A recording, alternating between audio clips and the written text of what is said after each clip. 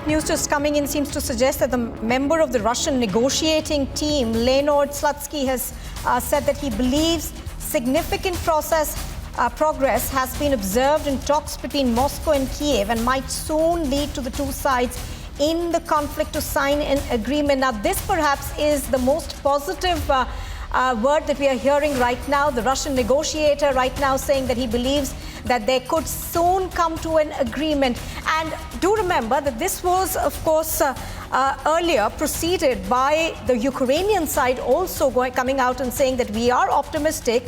We are seeing perhaps movement as far as the Russian side is concerned.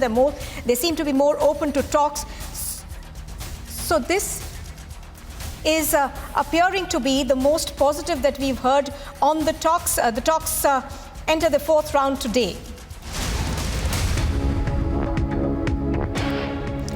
All right, even as this happens, the Russian media has claimed that a Russian airstrike dropped close to the Anatov aircraft manufacturing plant.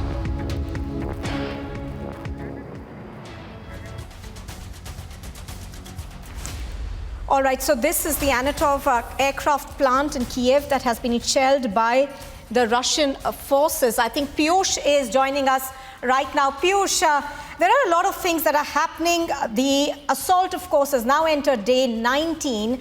But apart from that, we are receiving a lot of positive news from both sides, Ukraine as well as Russia.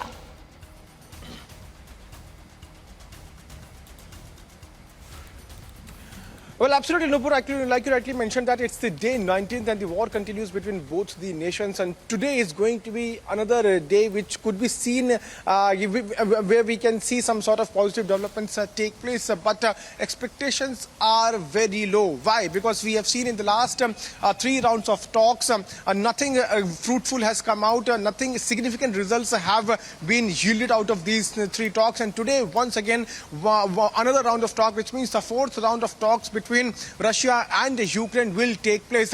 If we talk about 3 rounds of talks, remember that Russia has been demanding that Crimea should be identified by the Ukraine as the independent one. At the same time, it is also demanding that the Donbas region should be, considered by Ukraine as the independent one and Crimea as the Russian territory. On the other side, Russia is also saying that Ukraine must amend its constitution and join and make it very clear that it is not going to join any kind of group. So these are the demands on which Russia has been pressing that Ukraine should accept, and then only it will consider of stopping its attack on Ukraine. Today, once again, the talks will take place. We are in Belarus, and remember that Belarus has played a very important role as far as these talks are concerned. 3 rounds of talks have taken place. Belarus itself, where Belarus has been saying that it is very much of the view of negotiating between both the nations, but instead no result has come out as far as these talks are concerned. During its last meet with Russian President Vladimir Putin, President of Belarus Lukashenko had in fact made a very big claim. He had said that Ukraine in fact was trying to attack the Belarusian soil, and that is why it wanted to share that particular thing with the Russian president. And because of Russia itself, the war and the attack which was to be done by Ukraine was stopped. After that, we had also seen as to how a joint statement was also issued by Russia and Belarus, where it was said by both the nations that the West has always tried to stop these 2 countries. If we specifically talk about Belarus, remember that in 1991, after it got drifted apart from USSR, since then Belarus has been sharing very good equation with Russia and has been seen on standing on one platform with Russia on all the issues. And this time, once again, both the nations are united, and we have seen as to how the talks which took place between both the nations, those talks basically focused on bilateral relations and also the attack which is being carried out by Russia on Ukraine. We'll have to wait and watch how these talks, which will either take place virtually or physically, what kind of results come out of these talks, because it's going to be the 4th round of talks.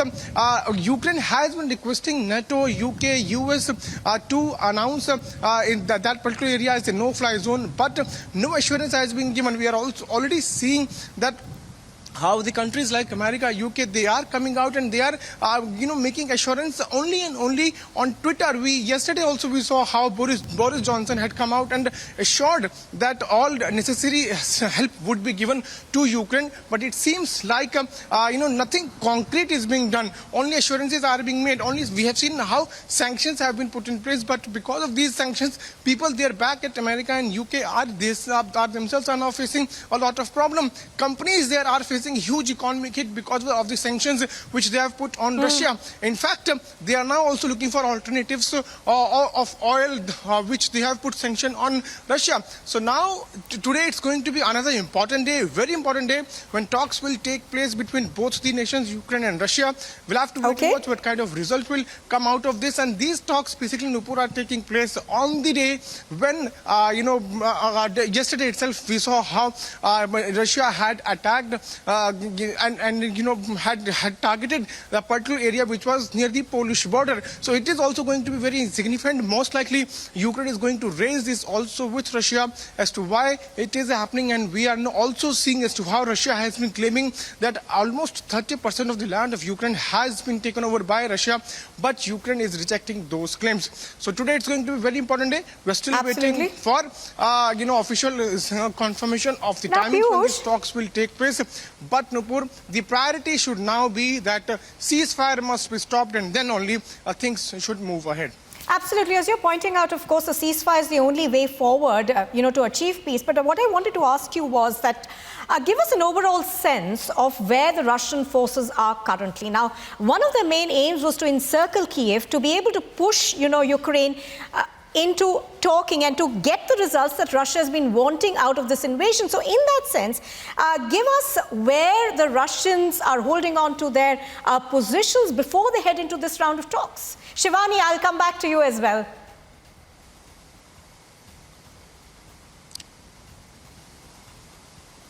Well, Nupur, right now what we are now learning is that what Russia is claiming that it is very much near to Kyiv, and yesterday we also saw as to how shelling took place in Kharkiv also, another important city of Ukraine. So they are saying that they are almost near the Kharkiv as well as Kyiv, and have almost encircled the area connecting, the roads connecting with the Kyiv. But on the other side, Ukrainian forces are also putting up their best fight, and they are not letting Russian troops to enter inside the territory of Kyiv, because we have also seen those pictures where anti-tank missiles have been placed on roads, and these Russian troops are now being stopped. So this, at one side, Russia claims that it has taken over 30% area of Ukraine. On the other side, Ukraine is rejecting these claims. Today, like we are telling to our viewers, that fourth round of talks will take place. We'll have to wait and watch what kind of results are going to be yielded out of these talks. The last three talks, Nupur, have failed. No concrete result took out. In fact, the foreign ministers of both the nations had also met in Turkey. It was also not at all fruitful.